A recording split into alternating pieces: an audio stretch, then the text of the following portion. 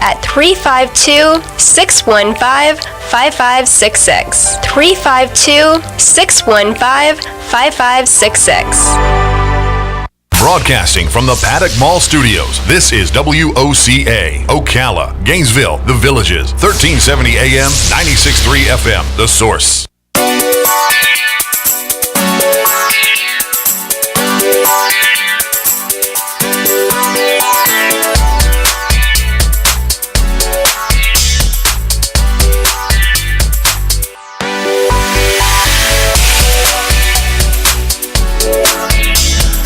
All right, I would recommend that if you ever want to find a good book, here's the way you find a good book. You do a radio show, okay?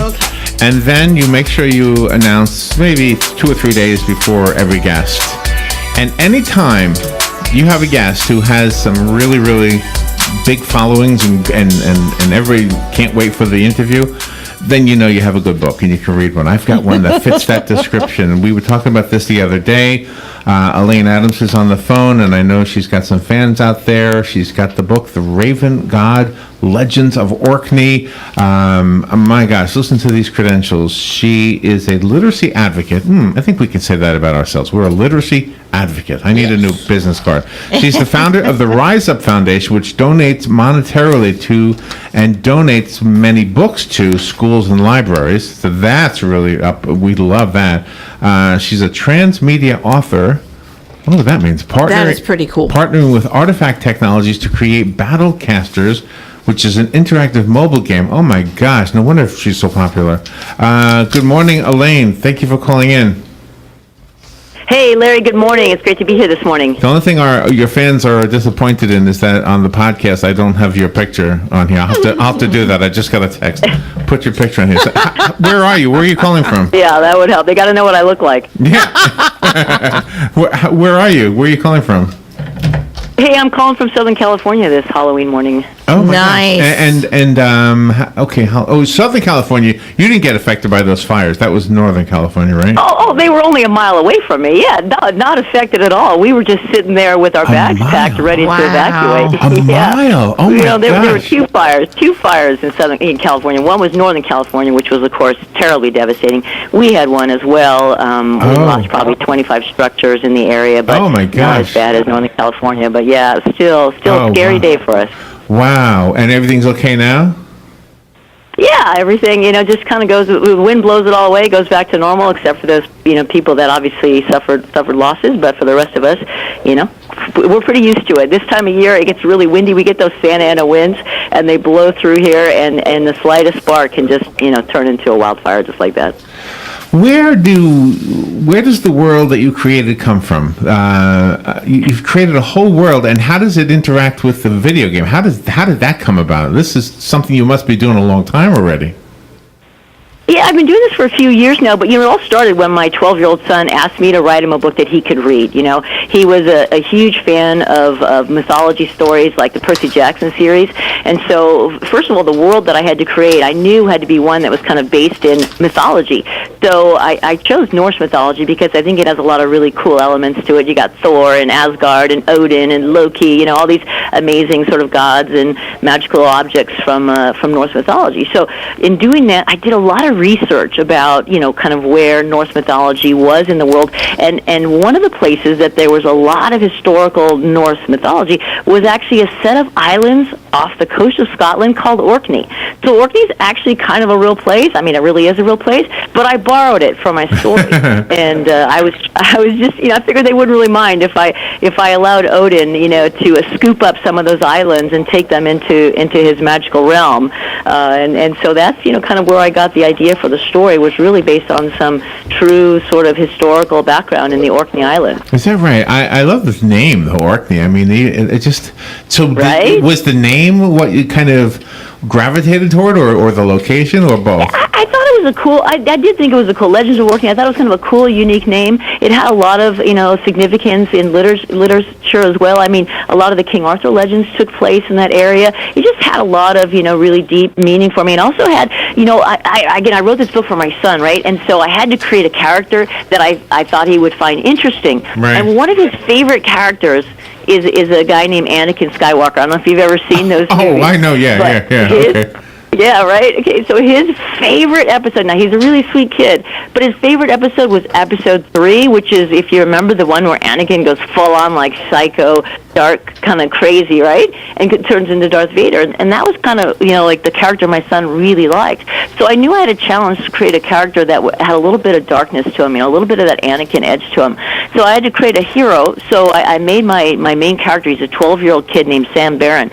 So he is a descendant of Odin, so that gives him kind of that light magic, god magic, but his mother is a witch, right? So, and that had a lot to do with the Orkney culture. They had a lot of witch folklore on their island. Oh, wow. And they actually had a story. Yeah, have you ever heard of those, like, stones that, like, like a ring of stones, the ancient days, they had those big rings of stones? Stonehenge. Well, on Orkney, they had a lot of these standing stones, and they had a story that there were actually witches trapped inside a ring of stones called the Ring of Brogar. So I went ahead and kind of borrowed that and pulled all that together for my story to give it, all these different really cool elements.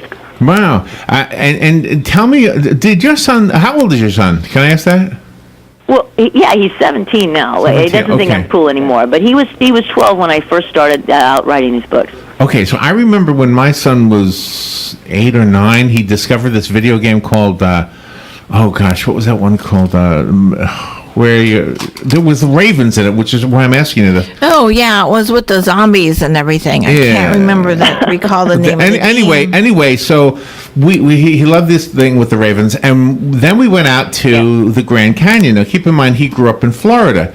When we have a blackbird here sitting in the tree, we think it's a big bird, but we were sitting in the Grand Canyon and eating, and in a limb behind him there was a black bird, and it was huge. I had no idea how big a raven could be.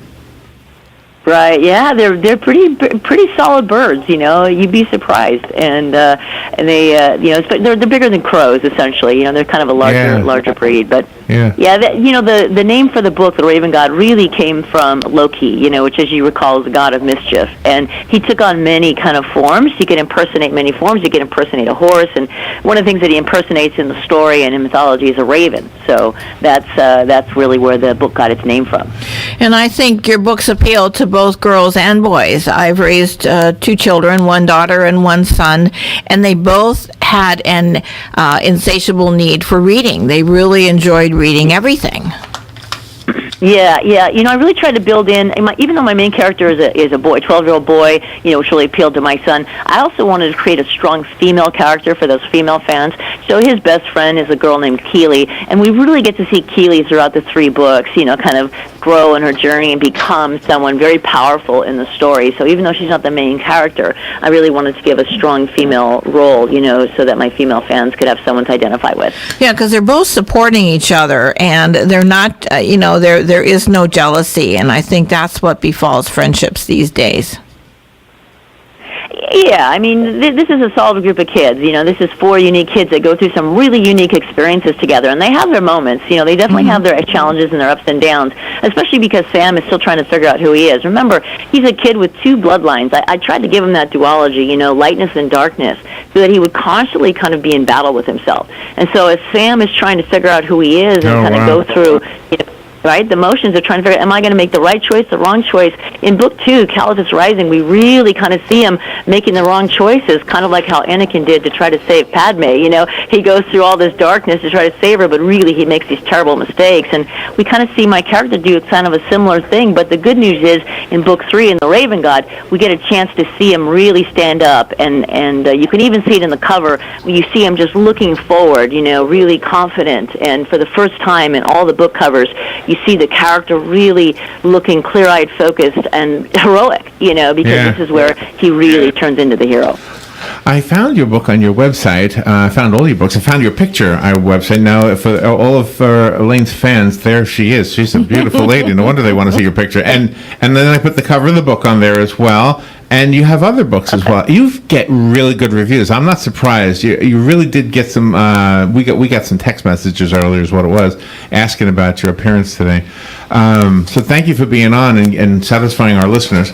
It's better than politics, I'll tell you that. And on Halloween, on Halloween there was a book called The Raven God. It's perfect. And to make this into to have Battlecasters morph through your, because of your book series is really, really amazing for the children. Yeah, we've had a lot of fun. I've taken it to schools and libraries all over the country and played the game, and the kids have had a lot of fun. The whole point of the game is to get them excited to sit down and read a book cover to cover. We have a great reading program in the school district that we're broadcasting from, so hopefully they are already fans of what your work is. If not, hopefully we're introducing them to it.